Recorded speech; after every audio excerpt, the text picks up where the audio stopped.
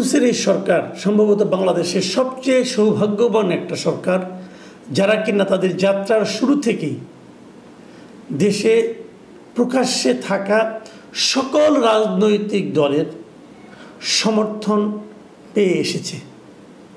এর আগে অন্য কোনো সরকারের এই সৌভাগ্য হয়নি।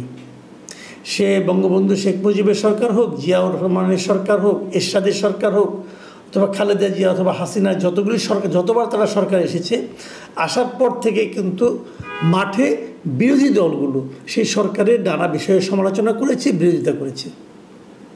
কিন্তু ইউনূস সরকারকে সে ধরনের নেতিবাচক অথবা বিরূপ কোনো পরিস্থিতির মুখে পড়তে হয়নি। এবং সেই সঙ্গে আমি একথাও বলেছিলাম যে এই সরকারের জন্য সবচেয়ে দুর্ভাগ্যজনক ঘটনা হবে তখন যখন এই রাজনৈতিক দলগুলো প্রকাশ্যে তার বিরুদ্ধে নামবে। আমি দেখতে পাচ্ছি সেই ঘটনা হয়তো শুরু হতে যাচ্ছে। এর আগে বিচ্ছিন্নভাবে বিএনপির দু একজন নেতা বলেছিলেন, কিন্তু এবার বিএনপির একদম কেন্দ্রীয় পর্যায়ের একজন নেতা, বিএনপির যে সর্বোচ্চ বডি, যে বিএনপির স্থায়ী কমিটি, সেই স্থায়ী কমিটির সদস্য মিস্টার মির্জা আব্বাস যে ভাষায়, যে ভঙ্গিতে এই সরকারের সমালোচনা করলেন, আমার ধারণা এখান থেকে বিএনপির পলিটিক্যাল স্ট্যান্ড এই সরকারের জন্য উচিত হবে উপলব্ধি করা এবং সেই অনুযায়ী কাজ করা। আপনারা শুনুন মির্জা আব্বাস কি বলেছেন। মির্জা আব্বাস কয়েকটা কথা বলেছেন। এই ঘটনাগুলি ঘটেছে বৃহস্পতিবার, কুমিল্লার ঘটনা। কুমিল্লাতে ওখানে বিএনপির সদস্য ফরম বিতরণের একটা প্রোগ্রাম ছিল। প্রোগ্রাম খুব একটা ইম্পর্টেন্ট না, বাট সেখানে মির্জা আব্বাস ছিলেন। মির্জা আব্বাস এখানে কয়েকটা কথা বলেছেন। একটা কথা বলেছেন যে কোনো গণমাধ্যম এবং সংবাদ মাধ্যমে সরকারের কোনো সমালোচনা করা হয় না, কারণ তারা সবাই সরকার তাদেরকে হয় ভয় দেখাচ্ছে অথবা লোভ দেখাচ্ছে কিছু একটা, অথবা এই মিডিয়াগুলো নিজের থেকে সেন্সর করছে, তারা কোনো সমালোচনা করে না, মানুষ জানে না। কিন্তু ওনার অভিযোগটা ছিল যে আওয়ামী লীগের, আমি ওনার ভাষায় ওনাকে বরং আপনাদেরকে আমি পড়ে শোনাই উনি কী বলেছেন। উনি বলেছেন যে আওয়ামী লীগের আমলে দেশের স্বাধীনতা সার্বভৌমত্ব ছিল না, এখনও একই অবস্থা। আগে কুকুরের মুখে ছিলাম, এখন বাঘের মুখে পড়েছি। খেয়াল করুন, মানে উনি বলতে চাচ্ছেন যে আওয়ামী লীগের আমলে আমরা ছিলাম কুকুরের মুখে, মানে আওয়ামী লীগকে উনি কুকুরের সঙ্গে তুলনা করেছেন, আর ডক্টর ইউনূসের সরকারকে তুলনা করেছেন বাঘের সঙ্গে। এবং উনি আরও বলেছেন যে আমরা নির্বাচনের কথা বলছি, কারণ আমরা দেখতে পাচ্ছি আমাদের দেশের স্বাধীনতা ও সার্বভৌমত্ব নিরাপদ নয়। মানে উনি বলতে চাচ্ছেন যেটা, যে আমাদের স্বাধীনতা এবং সার্বভৌমত্ব নিরাপদ নয় সরকারের কাছে এখন।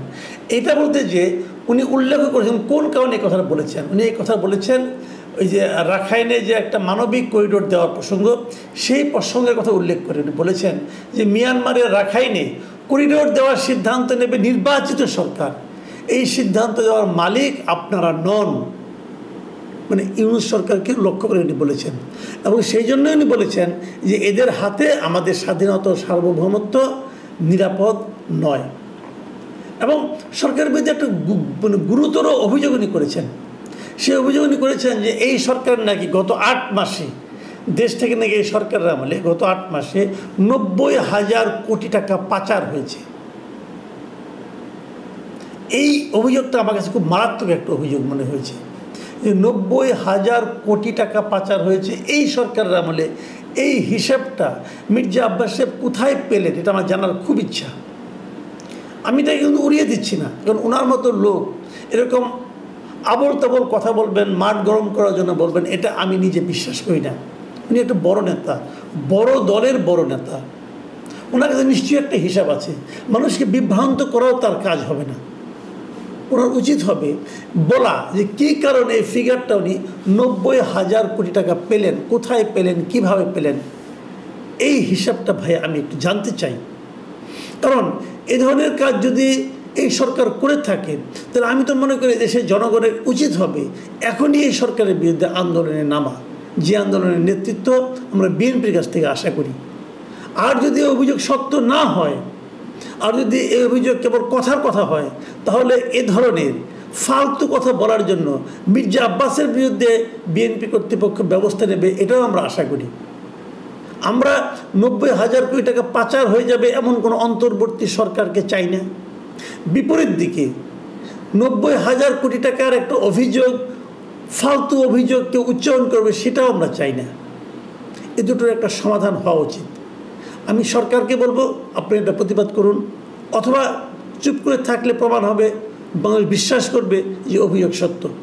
পাশাপাশি মির্জা আব্বাসকে বলবো, আপনারও দায়িত্ব হবে এই অভিযোগের সত্যতা প্রমাণ করা, অথবা দেখিয়ে দেওয়া, অথবা একটা হিসাব দেওয়া, কেন আপনার কাছে মনে হলো যে 90,000 কোটি টাকা পাচার হয়ে গেছে, এটা আমরা জানতে চাই।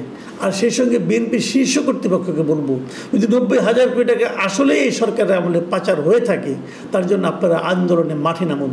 কারণ এই 90,000 কোটি টাকার কথাটা বলাটা এই জাতির জন্য আপনাদেরই একমাত্র গুরুত্বপূর্ণ দল, আপনারা সবচেয়ে বড় দল, আপনাদের দায়িত্বের মধ্যে পড়ে। যাই হোক, এইগুলো একটা অভিযোগ। আরেকটা কথা উনি বলেছেন, সে কথাটা আমি আলোচনা করবো। উনি বলেছেন যে বিএনপির বিরুদ্ধে যে চাঁদাবাজির অভিযোগ তোলা হয়েছে সেটাকে উনি বাতিল করে দিন। উনি বলেছেন যে এখন তো বিএনপিদের যদি কেউ চাঁদাবাজি করে থাকে, এখন তো বিএনপি ক্ষমতায় নেই, যদি কেউ চাঁদাবাজি করে থাকে তাকে আপনারা ধরেন।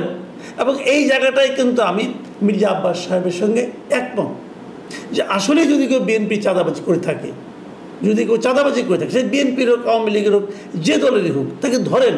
এবং এই ধরার দায়িত্ব কিন্তু সরকারের। এই সরকার সেটা না ধরে কেবল ঢালাওভাবে বিএনপিকে ডিফেম করার জন্য, বিএনপিকে সাধারণ মানুষের কাছে মানে তার বদনাম করার জন্য যে বলে বিএনপিরা চাঁদাবাজি করছে, এটা ঠিক হবে না। তবে এটা ঠিক, বিএনপির মাঠ পর্যায়ে চাঁদাবাজি হচ্ছে, দখলদারিত্ব হচ্ছে, এটা আমি নিজেও অনেক সাক্ষী। আমি তবে বাংলাদেশের নাগরিক, তাই না?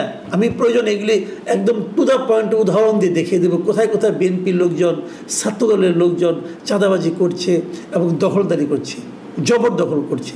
এরকম অনেক উদাহরণ আমার কাছেও আছে, সেগুলো আমি দেখিয়ে দেবো। কিন্তু তারপরে আমার কথা, যদি এরকম করে থাকে, সরকারের তো উচিত, সরকারের আইন শৃঙ্খলা বাহিনী তো উচিত, পুলিশের তো উচিত ওই লোকগুলিকে ধরা। পুলিশ কেন ধরে না? তার মানে সরকারকে তাদেরকে ধরতে না করেছে? এমনও হতে পারে কিন্তু সরকার বললো তোমাদের ধরো না, বিএনপির বদনাম টদনাম হোক, এরকমও হতে পারে। সেই বিষয়গুলো কিন্তু দেখতে হবে। সবচেয়ে বড় যে অভিযোগটা মির্জা আব্বাস করেছেন এই সরকারের উপর, সরকার প্রধানের উপর, সেটা বলেই আমি আলোচনা শেষ করব। তিনি বলেছেন কীভাবে, আমি হুবহু আপনাদের পড়ে শোনাই। তিনি বলেছেন, সিন্দাবাদের বুড়ো আমাদের ঘাড়ের উপর চেপে বসেছে, ঘাট থেকে আর নামতে চান না, ওনাকে ঝাঁকি দিয়ে ঘাট থেকে নামাতে হবে। বুঝতে পারছেন সিন্দাবাদের বুড়ো কাকে বলা হচ্ছে? আপনাদের নিশ্চয়ই মনে আছে সিন্দাবাদের বুড়োর সেই কাহিনী। আরব বুড়ো যিনি সিন্দাবাদের গল্প নিশ্চয়ই আপনি পড়েছেন। এই সিন্দাবাদ যাচ্ছিল এক জায়গায়, একটা বুড়ো হাঁটতে পারছিল না, সে বলছিল আমাকে একটু কাঁধে নিয়ে একটু যাও, আমাকে একটু উপকার করো। এবং যখন সে কাঁধে নিয়ে যখন তাকে ওই জায়গায় গিয়ে তাকে নামাই দিতে চায়, সে আর নামবে না। সে কতভাবে চেষ্টা করে, ঘাট থেকে তাকে আর নামাতে পারে না। তো আমাদের দেশের উপর, আমাদের জাতির উপর, আমাদের মানে উপর এরকম কি কোনো বুড়ো প্রথমে অসহায় ভাব নিয়ে এসে বসেছিল এবং সেখান থেকে নামতে চাচ্ছে না? কে সেই বুড়ো?